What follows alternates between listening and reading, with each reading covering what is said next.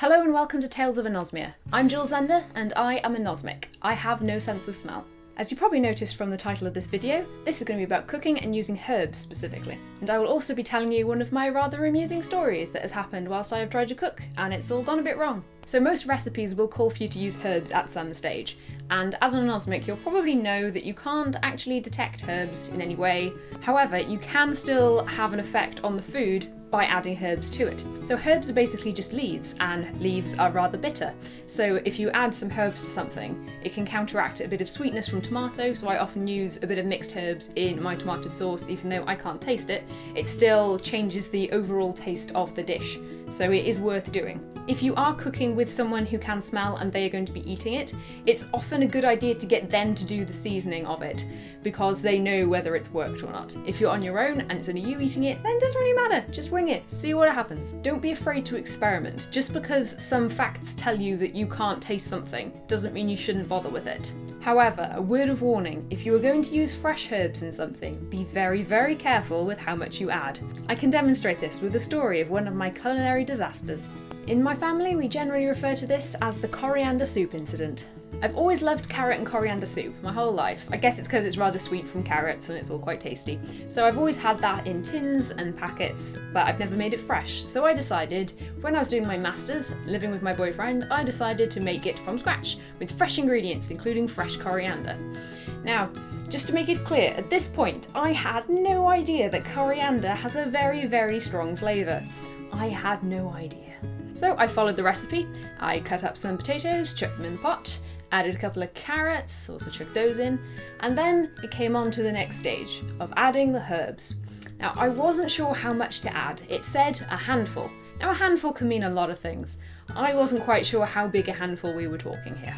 So when I bought my ingredients, I bought a heck of a lot of herbs, and then went about the arduous task of plucking the herbs' leaves off the stems and cutting them up.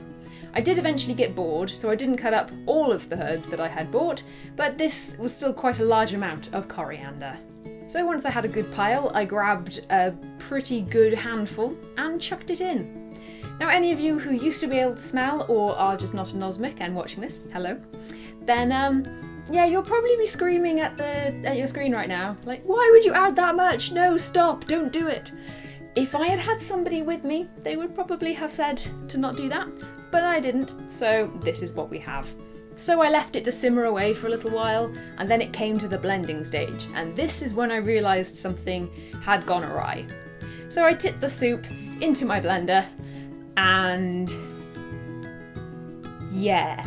At this point I thought, I've ruined our dinner, I have no backup plan, I'm gonna have to probably just go out and get a takeaway. I was really annoyed, so I thought I'll try a bit anyway, it might be alright. So I tried a little bit of it, and it was really quite good. It tasted exactly like carrot and coriander soup always tastes. So I thought, excellent, all done. I will serve this up. So I served this bright green carrot and coriander soup to my boyfriend.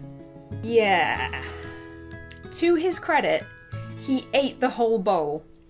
Like, genuinely, I don't know how bad it tasted to him, but I do appreciate how nice that was.